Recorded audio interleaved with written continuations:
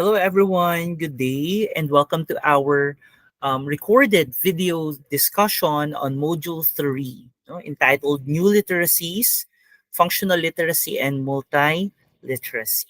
So, without further ado, let us start. So, what are these new literacies, no? Um, and how were they able to progress, no, and shape um, their identity as time and years pass by?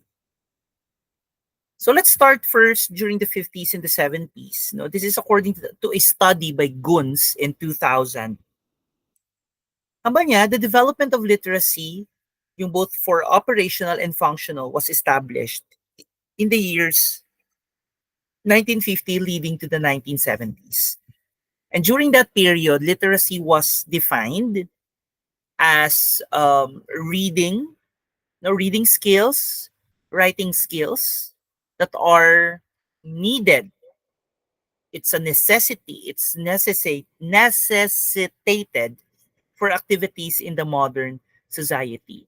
So during those intervening years, between 1950 to 1970, uh, there we saw the development. We saw the progress of how literacy was taken in by academics, by educators, as well as by individuals.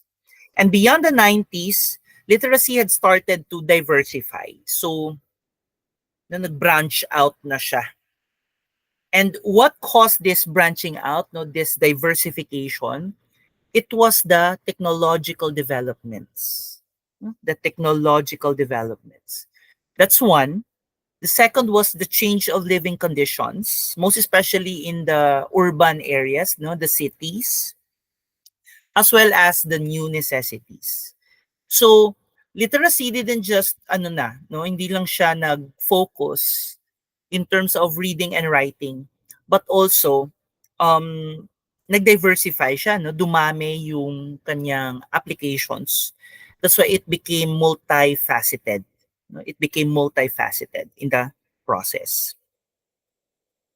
And according to Altun in 2005, 'di ba sabi ni Guns, nag-diversify na 'yon, no? So literacy was used in various processes. Like it transformed to become computer literacy, no? Nagkaroon na ng technological literacy or tech literacy. There came internet literacy as well as media literacy. So that's why nag-diversify siya and it became multifaceted. No? Hindi lang reading and writing yung focus ng literacy, but also those four that I mentioned earlier. And later on, as time passed by, it became a lifestyle. No, it became a lifestyle and it became a part of a person's standing in society. No, in society. And that encompasses information literacy, cultural literacy, and universal literacy. So it became like a status symbol in society as well. Kung may pinag-aralan ka, so definitely you are somebody that is learned, has intelligence, is knowledgeable, kapag may tinapusan or may pinag-aralan ka before, that was the what the idea before of the people. Another point here is that literacy is not confined no only to knowing how to read and write, but it is a matter of the application of knowledge for purposes, and within a particular context.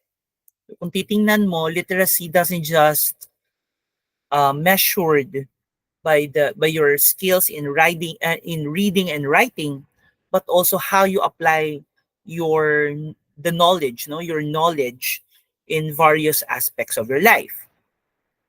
That's why in 2006, with Lancashire and Nobel, they averred that literacies intend to generate and communicate meanings through the medium of encoded texts within contexts in various discourses. So mas tumaas pa, yung quality ng definition through Lancashire and Nobel's definitions in 2006. So mas lumalim yung definition na yan at mas lumawak yung scope na tinatawag nating literacy by that time, no? In the early 2000s. In 2003, balikan lang natin, sabi ni Kress,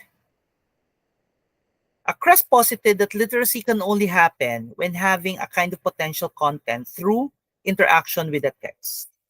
So, according sa kanya, literacy daw can only happen when there's interaction.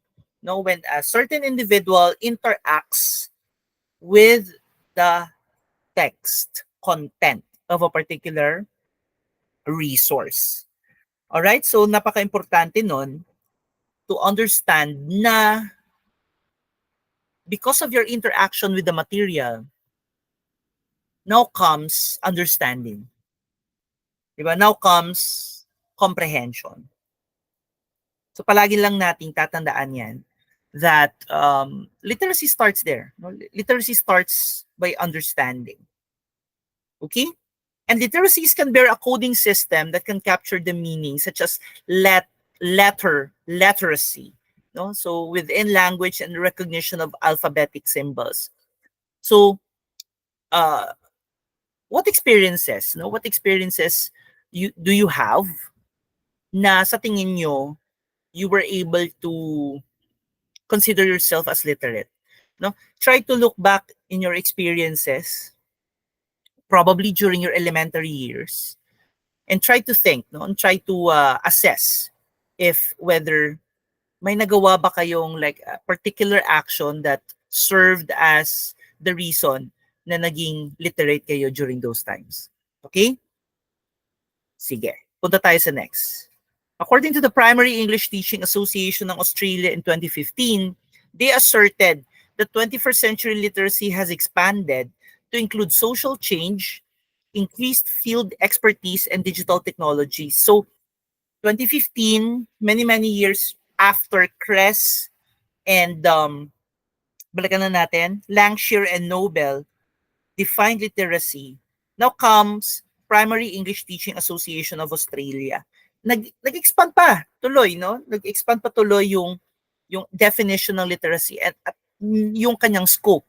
So hindi lang yung reading, writing, hindi lang yung mga other literacies na na-mention, but also societal change, field expertise, as well as your competency to use digital technologies. So, gearing towards ang tawag dito, use of technology na to. Okay? And for them to be literate requires comprehension, selection, and use of multimodal codes and conventions to interpret and express ideas, feelings, and information. Subject-specific literacies are recognized to require the application of specialized knowledge and skills, information skills, and the creative and imaginative language. So, di ba, hindi lang siya contained within the four walls of a box, yung definition natin ng literacy at yung kanyang scope. Lumabas siya from the box. Lumabas.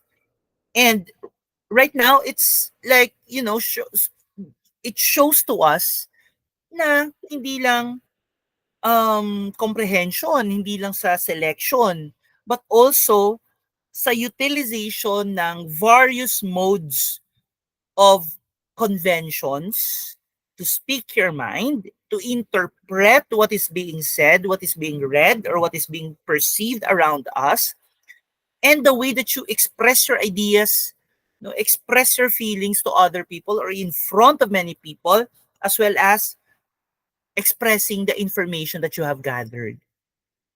Tama? The mere fact that you have reached college and the mere fact that you can understand the things that we are talking about here, ibig sabihin, literate kayo. Because there's comprehension, there's understanding. Marunong kayong pumili kung saan kayong mas natututo. Saan kayong mas bihasa in terms of interpreting and expressing your emotions and ideas. Okay? Now, sabi dito ng Australia, no, ng link na yan, ng online website na yan, ng PITAA, literacy in the 21st century demands no? Hindi lang siya nagne-negotiate, but it demands, no, the ability to perform and act confidently, efficiently, and ethically with a wide range of written and visual, print, live, digital, or electronic text types according to purpose. So it's your ability, no, to confidently, efficiently, and ethically use, no, a wide range of media for a particular purpose. Yun. Marunong na kayong mag-discern. So ibig sabihin, it's a new literacy, no? It's a byproduct of these emerging literacies. At kung ilalagay natin sa context naman ng 21st century literacy, yung literacy natin sa ngayon, it combines cross-curricular capabilities, also called multiliteracies, and now commonly referred to as new literacies. Kung marunong kang mag-cut across the competencies across the curriculum, it's multiliteracy, and ngayon, tinatawag natin siyang new literacies. Ano-ano ito? These broad skills include your visual literacy, information literacy, cultural literacy, and digital literacy dynamics. Okay? And these new literacies are interspersed, fused together with traditional print literacy to what? To create opportunities for students to understand and use new text types and media. Diba? We are using multimodal na mga resources. So it goes without saying na kapag tayo ay nag-interact tayo sa mga bata, it goes without saying that we should also develop their literacy in utilizing, in using, in meaningfully integrating this new text types and media into their learning process. Leander in 2003 noted that new literacies are often flexible. Yes naman, flexible naman talaga sila, no? Continuous and open, where online and offline lives and literacy scapes emerge. Thus, when a literacy practice becomes a mindset with the concept of Web 2.0, it can be regarded as a new literacy. So kapag, for example, nagkaroon ng bagong literacy, may nag-emerge na bagong literacy, and if the practice of that literacy can be combined with the concept of Web 2.0, then definitely it's a new literacy. Tatandaan na, yung konsepto ng new literacy sa ngayon encompasses both your online and offline lives. So tatandaan natin yan. And new technologies enable and enhance these practices in a way that is highly complex and exciting for students. Definitely, new technologies are emerging day-to-day, on a day-to-day basis. So tayo as teachers, kailangan marunong tayong mag-keep up. And for the students right now, it is very exciting for them. Although it's a very highly complex set of literacies na kailangang i-master, but it's exciting for the students right now because of the fact that it enables and enhances their new practices. Nakikita nila yung value ng technology.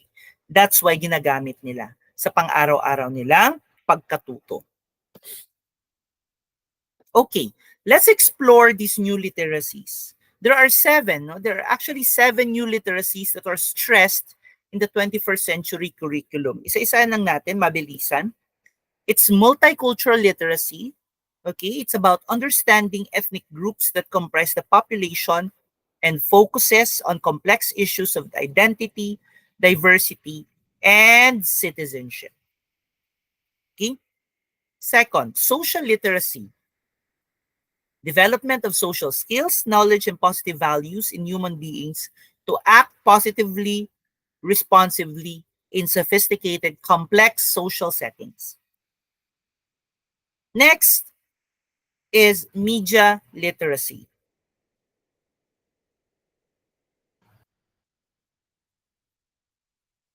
Media literacy is the ability to access, analyze, evaluate, and create media.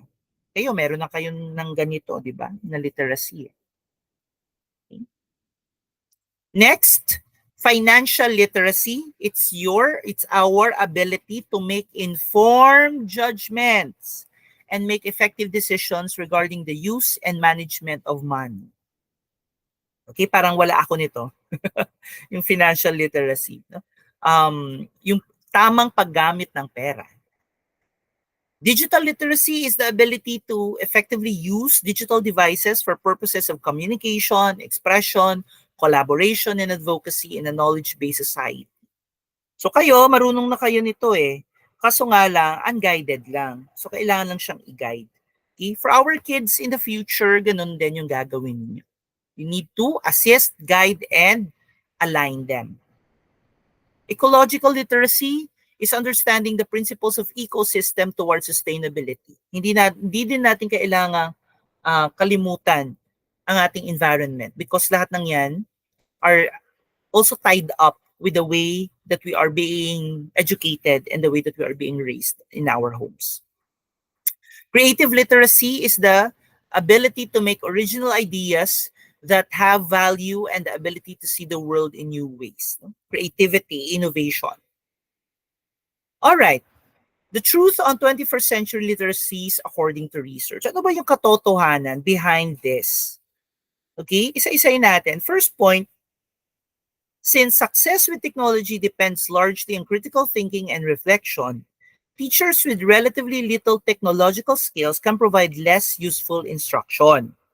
Therefore, schools must support the teachers by providing them professional training and up-to-date technology for utilization in classrooms. Talaga naman, di ba? Yung technology can be a part of our extension as teachers. So if kayo, sa school ninyo, wala kayong ganyan, there's little technological skills na natututunan ninyo, then definitely instruction can be what? Can be affected. Okay? That's why yung schools are compelled, even the private schools are compelled to support teachers by giving them professional training and additional inputs on how to use technology. Most especially in the mindful integration of ICT, EdTech inside the classrooms. Napaka-importante niya. Okay? In 2013, yung National Council of Teachers of English sa US came up with a research at saka yung mga findings nila ito. One, as new technologies shape literacies, they bring opportunities for teachers to foster reading and writing in more diverse and participatory contexts. Okay. This is in light with the new literacies. Kung matatandaan ninyo, there's multiliteracy, di ba? Now, with new technologies, you can somehow expand on that idea, expand on that that ability to connect with people. No? Nung nakaraang linggo, I was invited to give us a short lecture, on data privacy sa isang group ng mga students sa Pardo State University. I think that's in Luzon area. No, I was invited by one of their instructors, si Sir Marvin Gabatin. He was a good friend from UTeach Philippines. So, upon knowing na I was also teaching technology or educational technologies, so he invited me to give a short lecture. So yun, parang ganun, lumalawak yung ang tawag doon, yung participation mo with other people, connecting with other people. So I think it also helps us to foster reading and writing among our learners. For example, magkakaroon kayo ng parang online pen pal program. Ginawa namin yan before when I was still kindergarten, I think. Ginawa namin yan. So I had a good friend in the US. It's Kate Pittman. So yung kanyang students was able to write letters to my students, kinder students, during that time. So parang it's a global classroom yung nangyari. Okay? There is more very diverse because we were immersed, no, the US, no, the US learners was immersed in a different culture. At kami din was immersed in their culture back there in the US. Second, yung sites, online fan fiction, public library, internet, these services expand yung range of available texts and yung social dimension ng literacy. Okay? So the more that you connect with these kinds of materials online, mas lumalawak yung available texts that you can access and the way that you can interact with other people in the process as well. Third, research and electronic reading workshop shows that they contribute to the emergence of new literacies. Definitely, no, using the definition of the old literacy and combine it with technology, doon mas, di ba, doon lumalabas yung mga new literacies natin. Fourth, research shows that digital technology enhances writing and interaction in several ways. Yes, definitely. Fifth, K-12 students who wrote with computers produce compositions of greater length and higher quality, are more engaged with and motivated toward writing than those who do not write with computers. So I think ito case-to-case basis din naman, but I think kasi nga this is a result of a research, then definitely it could have a glint, no, a glint of truth in that research. No, kasi for me, I'm an old soul kasi. So I'm more inclined to write down my notes rather than encode them inside a device. But I'm learning, no, to use my devices to take down notes. Pero for me kasi mas ano ba? Mas flexible. Mas flexible yung manual na pagti-take down ng notes. Okay? Proceed tayo sa number 6. College students, kayo yan, who keep electronic portfolios have a higher rate of academic achievement and overall retention rate than those who do not keep electronic portfolios. They also demonstrate greater capacity for metacognition, reflection, and audience awareness. I think nakaka-contribute yung paggawa ng electronic portfolios positively sa inyo because of the fact that it's technology-based. 'Di ba? Alam nyo na maraming tao yung makaka-view ng inyong electronic portfolio, that's why ginagalingan nyo yung paggawa. Second, kasi bago siya, no, bago siya sa inyo. And third, dahil marunong kang gumamit ng technology. Mas na-appreciate mo yung ginagawa mo if, 'di ba, you're using technology and in the process, may na-produce kang output out of it. So parang for me, it's more on the positive note kapag gumawa kayo or gumagawa kayo ng inyong content via electronic means. Seventh, both typical and atypical students who receive an online response to writing revise their works better than those participating in traditional method. Dito, pinapakita yung importance ng immediate feedback. So kung ikaw, you're still stuck in recording, no, giving comments by using your pen and paper, I think you are more than ready to try out electronic feedbacking naman. Marami kasing ways on how to give your feedback. Number one, that's through annotations. Number two, through electronic inks. Third, I think it's through audio response. And lastly, through verbal response. Meron pa palang text, no, in a type. Okay? Okay, sige. Punta tayo dito sa functional literacy. Okay. Functional literacy. Para sa inyo, ano yun? Diba? Kindly answer that in your Edpuzzle assignment. But for now, tingnan natin yung definition ng functional literacy. Adult training to meet independently the reading and writing demands placed on them. It stresses the acquisition of appropriate verbal, cognitive, and computational skills to accomplish practical results in specific cultural settings, dubbed as survival literacy and reductionist literacy. This is according to UNESCO through William Gray, no, Teaching of Reading and Writing. So kung titingnan mo sa kanyang definition, it's our ability, no? It's our ability to personally, no, answer the demands of reading and writing. Diba? Because we are continuing our schooling, mas tumataas yung level natin in terms of proficiency sa pagbabasa, sa pagsusulat. And it's in a mode wherein we are independent, no? Tayo yung may gusto na gawin yon. And through that process of doing it independently, okay, mas tumataas yung level ng competencies natin. Mas nagiging skillful tayo.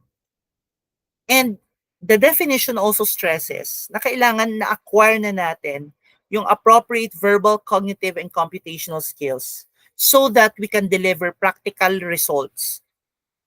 Okay? In various multicultural settings. Naintindihan? So that's how functional literacy should be seen. Should be seen. We can function independently. We can function towards, doing something towards our goal, towards a mission, towards an objective, kahit wala nang nag-a-assist or wala nang tao na nagpa-prod sa atin na gawin yon. Okay, according to UNESCO, yung functional literacy, tingnan natin. First, literacy program should be integrated to and correlated with economic and social development plans. Okay? Malalim na usapan yan, but I think in order for you to, ilagay natin siya sa pinaka-basic, in order for you to carry out economic development and social development, you should first work towards your literacy. At once ma-master mo na yung literacy mo, you can integrate that, you can fuse that with the way you run the programs so that mas maging effective siya. Second, the eradication of illiteracy should begin with population sectors which are highly motivated and need literacy for their own and their country's benefit. So, imbes na pagtuunan mo ng pansin yung mga privileged families or privileged children, you target sectors within the population natin na meron talagang drive, na meron talagang pangarap. That's why mas binibigyan natin ng pansin yung mga unfortunate brothers and sisters natin. Kasi kahit salat sila sa material things, they are having that high motivation and a high need of literacy. Kasi alam nila na kapag na-increase nila yung kanilang competency in terms of, literacies, they can eradicate yung illiteracy naman. Alright? Sige. Third, literacy programs should be linked with economic priorities and carried out in areas in undergoing rapid economic expansion. Doon ilagay yung mga literacy programs kasi doon mas nangangailangan ng mga yan. Okay? It's according to UNESCO, how functional literacy should be given importance. Fourth, literacy programs must impart not only reading and writing, but also professional and technical knowledge leading to greater participation of adults in economic and civic life. Again, going beyond reading and writing tayo. Kailangan meron tayong professional tsaka technical knowledge so that we can be prosperous, we can prosper, in our lives in the 21st century. Hindi lang naman kasi reading and writing naka-measure yung pagiging intelligent mo, but also with your knowledge, professional knowledge or academic knowledge as well as your technical knowledge. Fifth, literacy must be an integral part of the overall education system and plan of each country. Dapat. Dapat. Sixth, the financial need for functional literacy should be met with various resources as well as be provided for economic investments. Yes. Okay? Education natin is linked with our economic prosperity. Kung maraming taong edukado, no? Maraming tao yung nakapag-aral, so definitely marami tayong tao na nasa workforce. So kung ano yung nangyayari kapag kulang, okay? Kulang yung mga educated individuals within a community. Ano yung nangyayari? Anong nangyayari? 'Di ba poverty exists? Poverty exists kasi 'di ba hindi nakatapos. So paano ka maka-qualify sa mga trabaho na may magandang pay grade? So you will just settle down with the things that nakaya mo. 'Di ba? Nakaya mo gawin. O pamamasura or 'di ba? Ano pa? Ito, putting it in the context of illiterate na mga members ng community natin. I'm not saying na lahat ng illiterate, 'di ba? Kailangang alisin. Dito pinapakita ko lang yung scenario na pwedeng mangyari if kulang na kulang tayo sa mga taong, 'di ba, nakapag-aral. So, apektado pati yung investments, pati yung economic integrity ng bansa natin. Seventh, the literacy program should aid in achieving main economic objectives. See? So, literacy programs doesn't just mean na pupunta kayo dyan sa community para, di ba, make the kids more intelligent. No. You are there giving out that literacy program because you are trying to help them in achieving their economic objectives. Okay? Marami yung nagtatrabaho, hindi nauubusan ng pagkain, industrialization, 'di ba? Mobility ng society natin and professional communities, no? Creation of a new manpower and diversification of economy. Kailangan 'yun. Kasi kapag walang diversification ng economy, mahihirapan tayo in terms of our budget. Kasi meron tayong tourism, meron tayong education, meron tayong armed forces. So marami, no, maraming kukunan ng manpower ang ating gobyerno.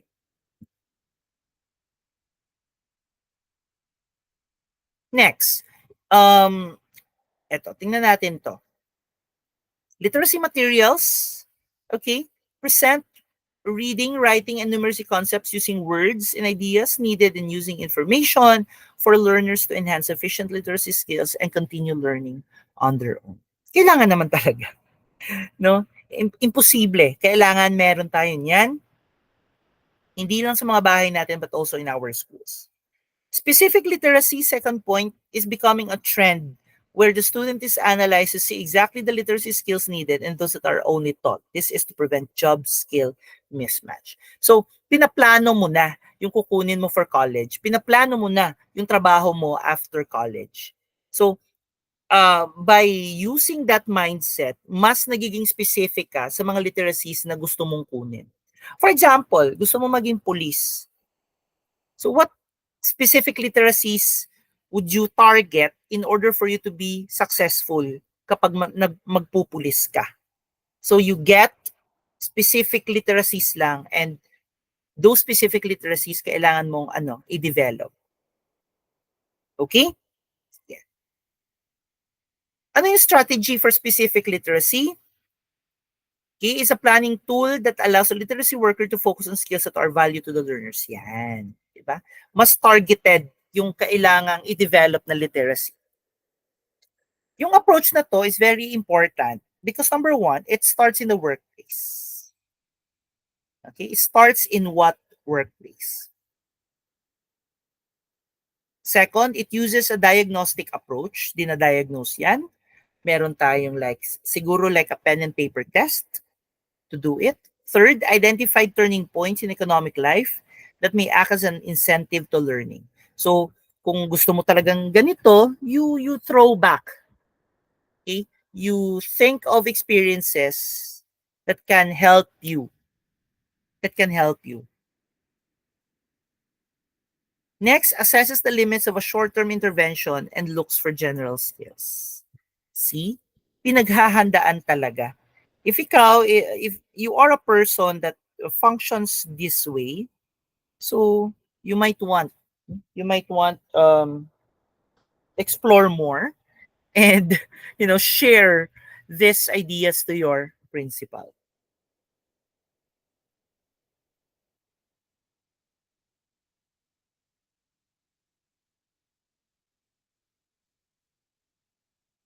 All right. So Goons in 2000 posited that functional literacy constitutes the second level of literacy next to basic literacy, in which literary and mathematical information and skills can be utilized in one's personal, social, economic, and cultural endeavors. Okay? So functional literacy, it's more than just fundamentals.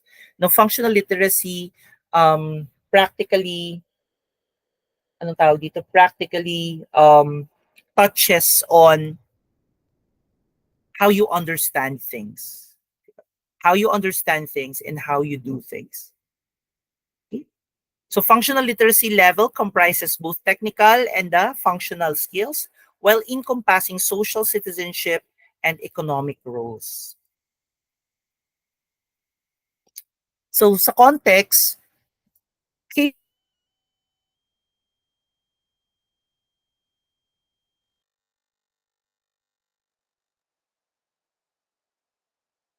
effectively accommodate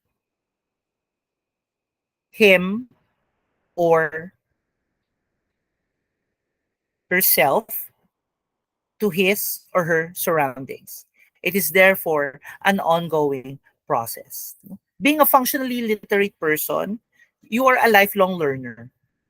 It's an ongoing process. Yeah, as you interact with people, interact with the environment, diba? You understand um, the inner goings of life, no? That's why tinatawag siyang ongoing process. Hindi siya natatapos. Next point, UNESCO, again, defines functional literacy as the ability of an individual to take part in significant activities in professional, social, political, and cultural aspects in a society where she lives using her literacy skills. Okay? Kung titingnan natin, basically, ito yung mga skills na can help you function normally in the society. Parang ganon. Yun yung parang bottom line ng functional literacy. Okay? Hatch in 2010, functional daw means building capacity and literacy as reading and writing skills. It is the capability to proficiently read and write that can be used in daily life routines. Knobloch and Brannon in 1993, as cited in J. Bush in 2002, distinguished basic literacy and functional literacy as having the expression functional to indicate performance with text including mathematics. Tandaan nyo lang, kapag sinasabing functional literacy, these are the literacies that help you to function normally within a society. Okay? You are able to understand, you are able to socialize, or able to communicate, diba? All human stuff, you can do it. So it's functional literacy. Nagfa-function ka ng tama, parang ganun. Okay? Functional literacy, according to NSA, or the National Statistics Authority, is the level of literacy that includes reading, writing, and numeracy skills that help people cope with the daily demands of life. Yan, that's basically what I'm trying to tell you. Inatumbok ng National Statistics Authority. Okay. According to the monitoring report ng UNESCO para sa Education for All Global Initiative, functional literacy can be concluded as an activity that contributes to the development of an individual and the society including the ability to use information and skills related to listening, speaking, reading, writing, and arithmetic necessary for daily life in social, cultural, and economic aspects effectively. Ito, mas, ano pa siya, mas focused na definition. Pero ito, I mean, this is the most basic definition for functional literacy, I think. Okay? Pero sa UNESCO, mas, ano pa siya, mas specific. Okay? Now, dito sa Philippines, functional literacy is quite, anong tawag dito? Ano ba? What's the right word? Functional literacy is quite declining here in the Philippines. For the past several years, nang dahil sa pandemic, no, it aggravated the problem. So, how to improve functional literacy dito sa bansa natin? There are things to consider. We have aspired, no, we have always aimed towards attaining a an increased functional literacy rate. But there are challenges. And these are being highlighted in the following studies.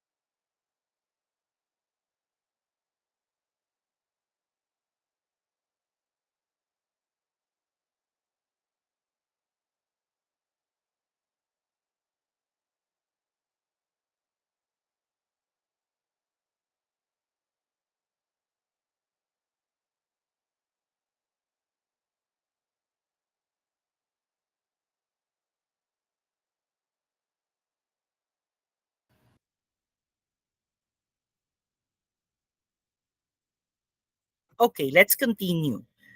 Now, there are many studies on how to improve functional literacy here in the Philippines.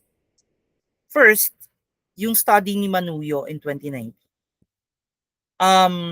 Sa FLEMS, yung 2013 Functional Literacy Education and Mass Media Survey, yung Philippines registered a 90.30% rate, which means 9 out of every 10 Filipinos aged 10 to 64 were functionally literate. That's 2013 na. So ilang years na 'yon? 14, 15, 16, 17, 18, 19, 20, 11 years. May nagbago ba? Tingnan natin. In 2003, there were still gaps at the community level. Mahirap. I think that survey, balikan lang natin. The survey is quite, you know, very high. Pero for me personally, it doesn't reflect what is happening on the field. Kasi ito, yung mga ganitong mga survey, kasi it's a survey, these surveys are just a representation. Hindi naman lahat ng tao sino-survey. So meron lang siyang kinukuhang X number of people to answer that survey. So I think this is too high, yung 90.30% rate. It is not me telling you na parang walang pag-asa. Di ba? Kasi parang I'm quite not sure about this rate, no? Pero tingnan nyo, in 2003, there were still gaps. At lumalaki yung gaps niyon. Now, sabi naman ng World Vision, the proportion of girls and boys aged 11 to 13 who were functionally literate placed at a critical rate of 44% or below 50% of the students were able to read with comprehension by the end of their basic education. Kung titingnan mo, there's a very explicit difference with how the FLEM survey to be contrasted with the World Vision study. Very critical yung 44% kung titingnan mo. See? Um, yung babae, yung girls, 44%. Age 11 to 30. By the time they finish elementary, 44% lang yung nakakaintindi. Below, 50% below. Diba? So, nakakalungkot lang. And it's happening. I think yung gap mas lumaki ngayon. Next, it was also evident that school dropouts contributed to low functional literacy. Ito din, yung mga dropout rates natin. 1 in every 100 or about 4 million Filipino children and youth were out of school in 2030. 4 million. Of the total number, 22.9% got married. Nagpakasal na lang yung mga dropouts natin. 19.2% lack in family income to be sent to school, kahirapan. And 19.1% lack interest in attending schools. Nawawalan na lang ng interest. Magtatrabaho na lang ako imbes na bumalik sa school. So again, kung titingnan mo with the 90% functional literacy rate ng FLEMS, ito yung realities sa field. Ito yung mga realities na nangyayari.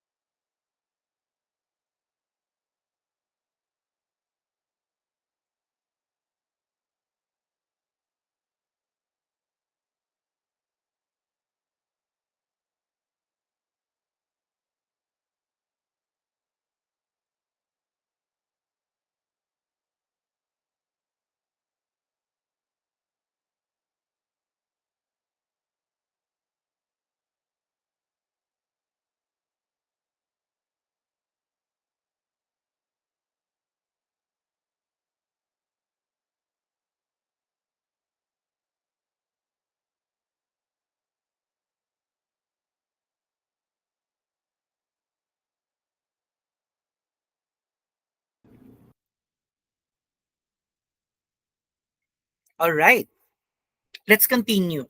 Now, you have seen the data, so let's try to check how do we address these literacy issues. Okay, I have here suggestions.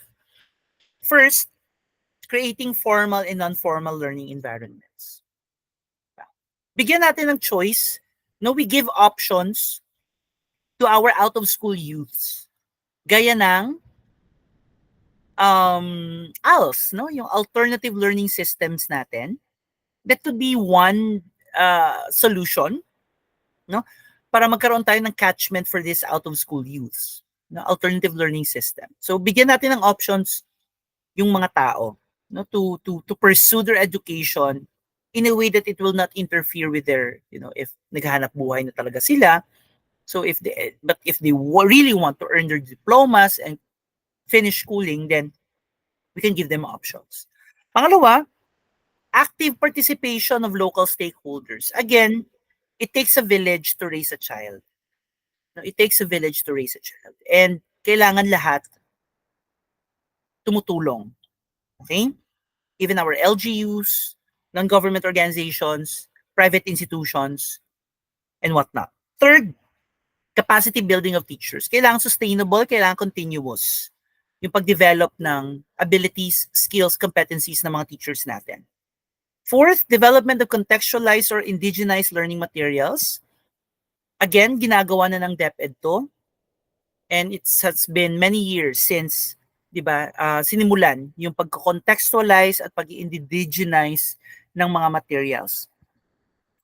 Next, tracking of improvement of reading, basic math, and essential life skills outcomes. Ito, palagi kaming gumagawa ng mga interventions. If nakikita na natin na nahihirapan na yung bata, then we do interventions. No? And tracking the improvement of kids is very important. Meron tayong PhilERI, no? Philippine Individual Reading Inventory, CRLA, Comprehensive Reading and Language Assessment. No? Marami ng mga standardized tools na ginagamit sa DepEd ngayon in order to track, no, these improvements. Now, in a follow-up study, noong 2016, di ba yung first was in 2013? Noong 2016, the functional literacy rate went up at 76.53% ng Philippines. In the community level, the rate inclined to 62.64%, or around 50% to 70% of the students were able to read with comprehension by the end of their basic education. So what changed? Definitely kasi binigyang pansin yung education sector. Binigyang pansin ang education sector.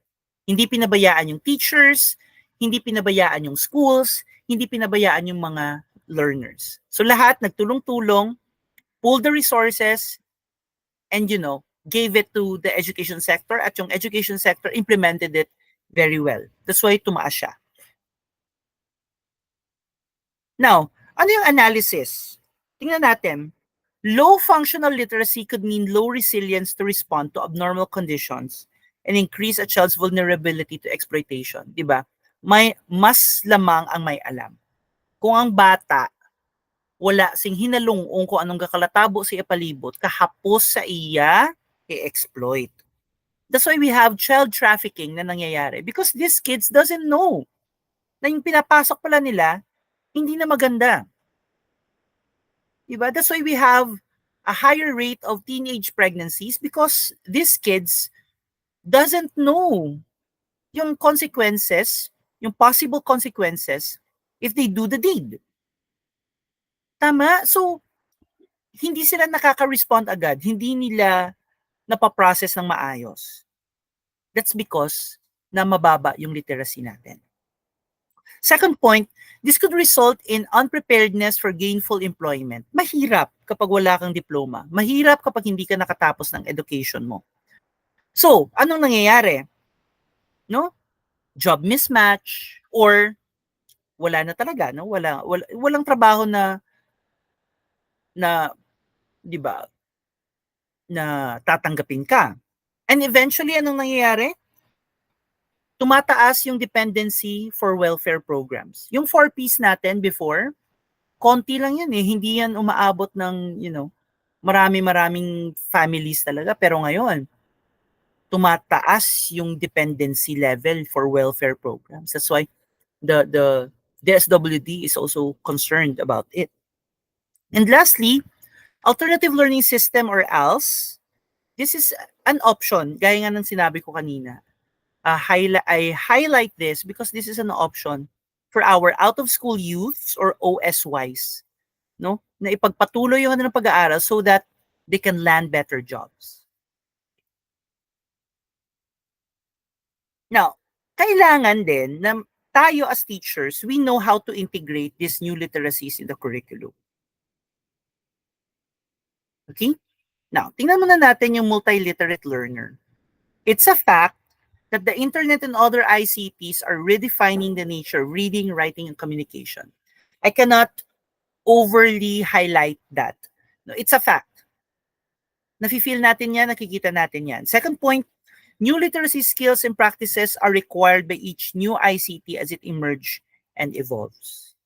Noon, nung wala pa nung Canva, di ba? Wala, we just content ourselves with cutting. Pero nung dumating yung Canva, kailangan mo siyang aralin. So, as new ICTs come out, new literacies are required. Third, new literacies need to be integrated into the curriculum to prepare students for a successful civic participation in a global environment. Yes, definitely. Kailangan.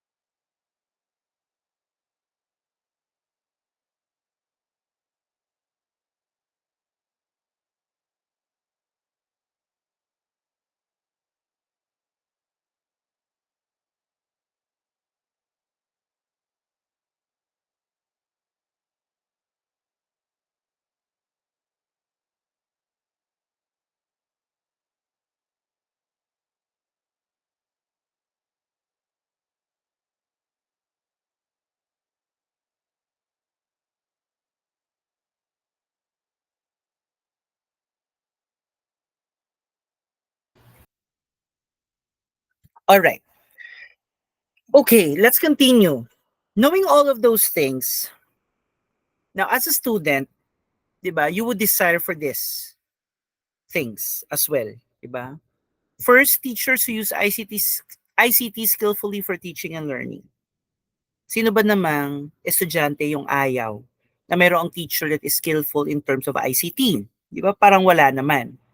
So, mas nakakataas ng confidence sa learners kapag nakikita nila na yung kanilang teacher is highly skillful in the use of ICTs. Second, peers who use ICTs responsibly and who share their knowledge. Yun. And adding on to the, the idea na magaling si teacher, syempre, um, mas okay din na merong peers or mga classmates si student na gumagamit ng ICT in a responsible way and, nag-share ng knowledge, nag-share siya ng mga nalalaman niya sa kanyang mga classmates as well, no? Fostering a spirit of collaboration as well. Third, a literacy curriculum that offers opportunities for collaboration with peers around the world. Connected with other, anong tawag dito? Connected with other countries, di ba? Magkaroon kayo ng parang um, connecting classrooms program, parang ganon. So, it acts like parang you are sharing no cultural appreciation, no, as well as knowledge as well, no, with other students from other countries and from other parts of the world. Fourth, instruction that embeds critical and culturally sensitive thinking into practice, standards, and assessments that include new literacies. Fifth, leaders and policymakers are committed advocates of ICTs for teaching and learning. We need leaders na positive yung pananaw in terms of the need for ICT in education. Diba? And policymakers as well, higher government officials. And lastly, equal access to ICTs for all classrooms and students. Has been my very long dream, no? Very long or very old dream already. Na lahat ng schools mayroong internet access, lahat ng schools mayroong 1:1 ratio ng device per student, parang ganon. So, siguro equality and equity in terms of access to ICTs. Napaka-importante na. If gusto talaga natin ng isang well-rounded graduate, kailangan ibigay natin yung mga ganitong pangangailangan sa mga schools natin. Now, how do we prepare teachers for multiliteracies? In 1996, ang New London Group, they underscored multiliteracies as multimodal ways. Ito yung kanina, no? The same with what we have stated earlier. Multimodal ways of communication that include communications between and among other languages, using diverse channels within cultures, and an ability to understand technology and multimedia. And the second point is, if we apply multiliteracies in our classrooms, it provides us room, no, for new pedagogy to emerge and new pedagogy that helps us manage and extend our classrooms for our students. Now, Newman and Biswa suggests that teachers integrate 4 components of multiliteracies in teaching. 4 ito. First, situated practice. Okay? Ibig sabihin nito, you are leading students, no, to understanding, to comprehension by integrating primary knowledge. Okay, primary knowledge. Ibig sabihin, ito yung fundamentals with addition of personal experiences ng mga bata. Situated practice. Second, overt instruction. Ito, guiding learners to systematic practice of learning process with tools and techniques. Okay? It's like more on a hands-on approach. Okay? Systematic practice. Third, critical framing. It's more on encouraging the students to ask questions, no? To ask questions to um widen their perspective, because the more that your perspective is wide, is more open, then definitely the learners are having a better, no, a better chance to have a good, if not an excellent learning experience. And fourth, transformed action, okay, application of the things that they have learned. Ito yun eh. I think lahat ng to is quite evident in our class because of the fact that, di ba sabi ko sa inyo, yung goal talaga ng class na ito is not really with the quizzes, not really with the scores, but with the transformation of values, the transformation of how you see teaching, transformation of perceptions, okay? Transformation of attitudes. So yun yung gusto kong makita at the end of this course. Yes, okay yon, mataas yung score, but if there's no transformation that is happening, there's none, then definitely the purpose is defeated. The goal is not met. Okay, according to the New London Group, sabi nila, teaching multiliteracies can inform, engage, and encourage students to embrace the multiplicity of learning practices. It's just like preparing them to understand that yung learning could happen in many, many, many ways. Teaching multiliteracies can help teachers blend and apply the following four instructional processes of multiliteracies in classroom to ensure successful teaching and advancing students' learning processes. Okay, let's synthesize. First, new literacy demands the ability to move confidently, efficiently, and ethically between and among a wide range of written and visual print, live, digital, or electronic text types according to purpose. Functional literacy, on the other hand, is the level of literacy that includes not only reading and writing, but also what? Skills in numeracy that would help people cope with the daily demands of life. You can function, no, as a human, as a person. You can interact with the world around you. You are a functioning human, kumbaga. There are various plans and programs of the government in improving functional literacy in the Philippines. Next, new literacies can be integrated into the curriculum through effective teaching learning implementation. So, nakasalalay ito sa teachers again. Okay? Next, multiple literacies are multimodal. Ibig sabihin, diverse yan. Diverse entry points of communication, which include communications among different languages, using language within different cultures, and the ability to understand technology and multimedia. So, multiple literacies ito or multiliteracies. And with that, I hope that you have learned something. I think we've finished all of the modules for prelim examinations. So module 3 basically is already uploaded in your Google Classroom. Kindly download it and follow through with that material using this recorded video lesson. With that, thank you very much, guys, and see you on the next one.